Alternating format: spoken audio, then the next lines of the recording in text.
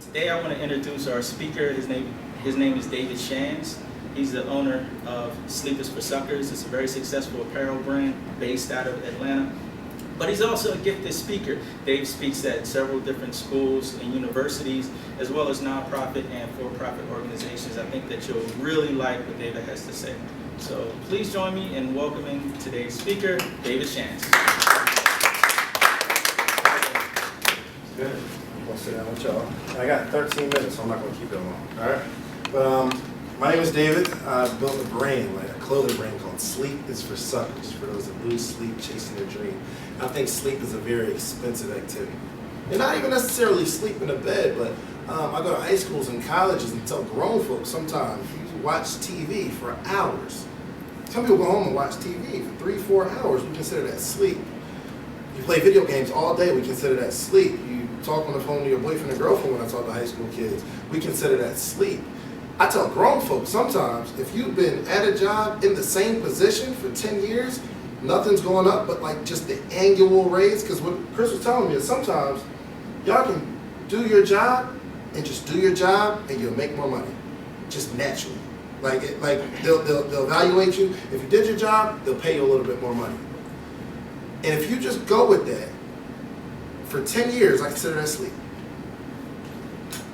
I think God's given everyone a gift.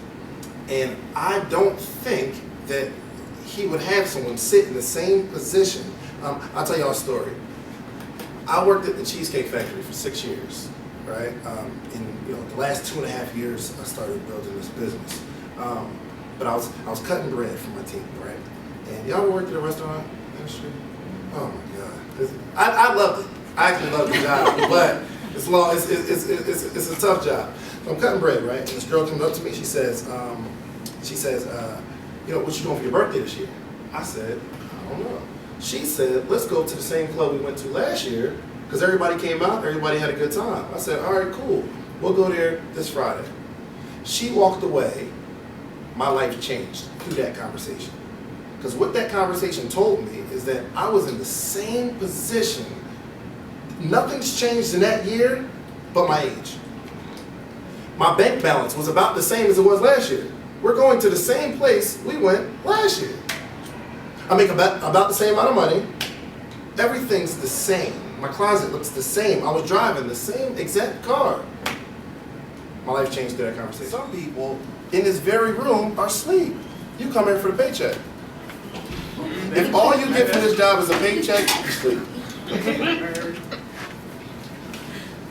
When I worked at the Cheesecake Factory, right, I started getting into this thing where I wanted to be better. It didn't have anything to do with the job, not even necessarily getting a promotion, but I wanted to be a better person, right?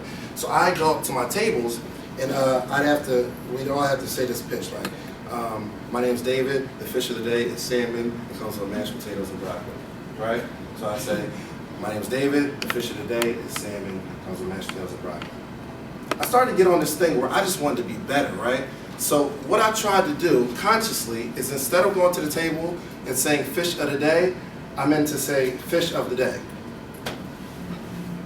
It had nothing to do with my tips, it had nothing to do with my manager watching me. I just wanted to be better. I wanted to pronunciate my words a little better. My mom taught me never to have an accent.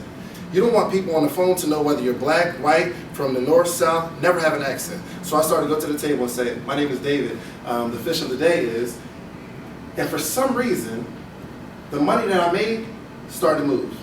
Because it wasn't about them, it was about me. I wanted to get better. So if you come to this job every day for a paycheck, you sleep.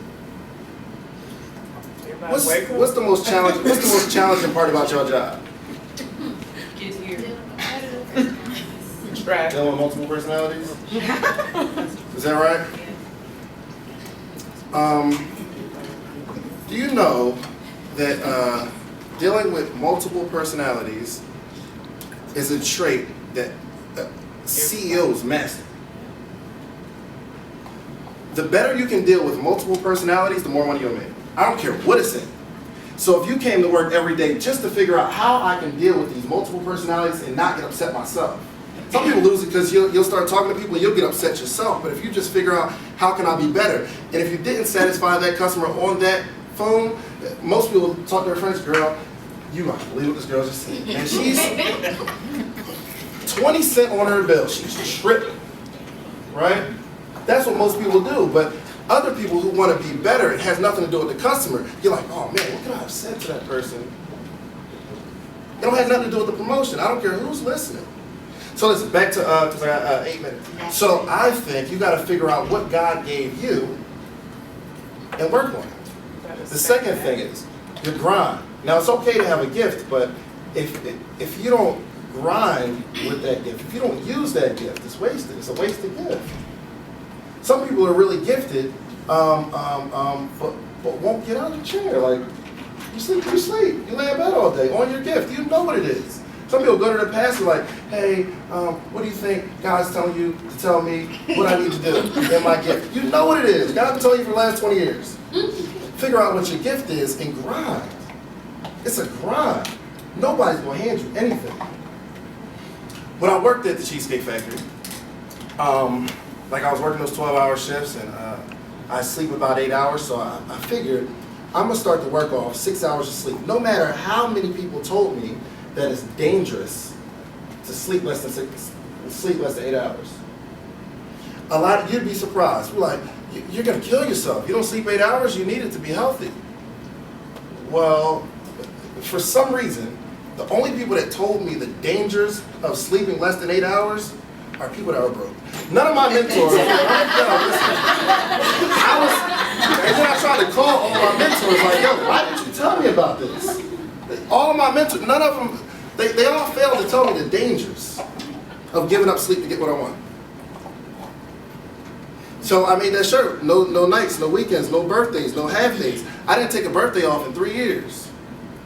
Because since that day, that conversation that girl had with me, I said, I'm not going to celebrate my birthday. It's just another day. Now, I'll celebrate when I've accomplished something. We have a shirt that says, vacations are earned, not deserved. Some people work all year and feel like they've earned their 2 weeks vacation. Y'all get 2 weeks vacation? We get way more than that. Verizon very generous. Oh, my God. You walk in the door and you get 2 weeks and 7 personal days and a week is And back to the gift. This is my word. Back to the gift. They were telling me, how many of y'all in school? They told me that everybody that works for this company gets paid to go to school. That's what I'm doing. So I say, how many people are in school? 4 people raise their hand. It's a gift. Even if, listen, all right, can I ask this question?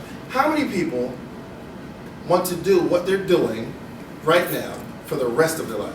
Yeah, you know. Is there anybody that has any goals or anything, like outside of your current career? Now imagine if a company that you work for is going to pay you to get better at being who you want to be in the future. If you want to own your own business, they will pay you. Do they ask you what are you going to school for, or do they tell you what you need to go to school for? Yes, So if you wanted to be if you want to go get a business degree and have the company pay for it, they won't let you do it?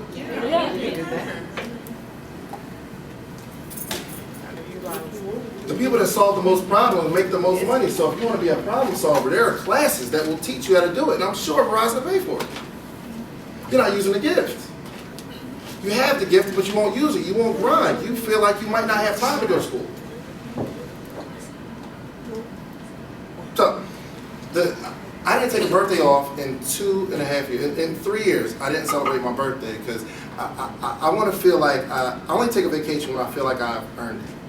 If I go a whole year and everything stays the same, last year we did over $100,000 in sales. If this year we end up with $100,000, I wouldn't take a vacation. Something's wrong. There's a problem. You're either growing or you're dying in business. And in life, nothing stays the same. You're either growing or you're dying. The older you get, if you're in the same situation, like if you're not growing, you're dying. Don't come here for a paycheck. They give you so much. They're willing to pay for you to become educated. But the problem is people don't want to be. One, we don't know what we want. I have a kiosk in Cumberland Mall, right? And I always ask people, what do you want to do? What do you want to be? Right? What do you want to be when you grow up? I ask grown people, what do you want to be when you grow up? None of them know. I go to high schools and say, listen, when y'all get out of high school, what do y'all want to do? And they all have these ideas. How come kids know what they want to be and grown-ups don't? That bothers me. This economy that we're in, everybody's blaming it on the recession. There's so many people making money in this recession, but some people need something to blame it on. So like I said, I think a lot of people have like the grind and they have the work ethic, but they're just not thinking, being smart. I teach kids, listen, go get some socks. Me and Marshall, we passed this truck that said 60 socks for $10. Today. 60 socks for $10. For $10. Yeah. And I was like, how do you get that many socks? listen. Is it a pair? So is that 32? Yeah, even if it's 30 for $10, I know. you can sell socks for $2 and make $120. I was wondering, I asked college kids, why don't you have any money? Go buy some socks and sell them. I went to these, I was in Alabama a couple weeks ago, and I was talking to these kids. Am I done? Is that it? All right, cool. I got 2 seconds. I was talking to these kids, and I asked them how many of them have money, right? How many of you have some money on you right now? Nobody had any money, and I couldn't understand it. Because I had explained to them, when the leaves fall, someone will pay you to get them off their lawn. When people's cars get dirty, they will pay you to clean their car. Most of the times they'll pay you because you're young. And you're not out there doing nothing crazy. If you went around the neighborhood just knocking on people's doors, hey, is there anything I can do for you for some money? I know, I'd pay some kids to do so. Look, sweep my floor, go around there, mop that, I'll give you some money. But people, we're lazy these days.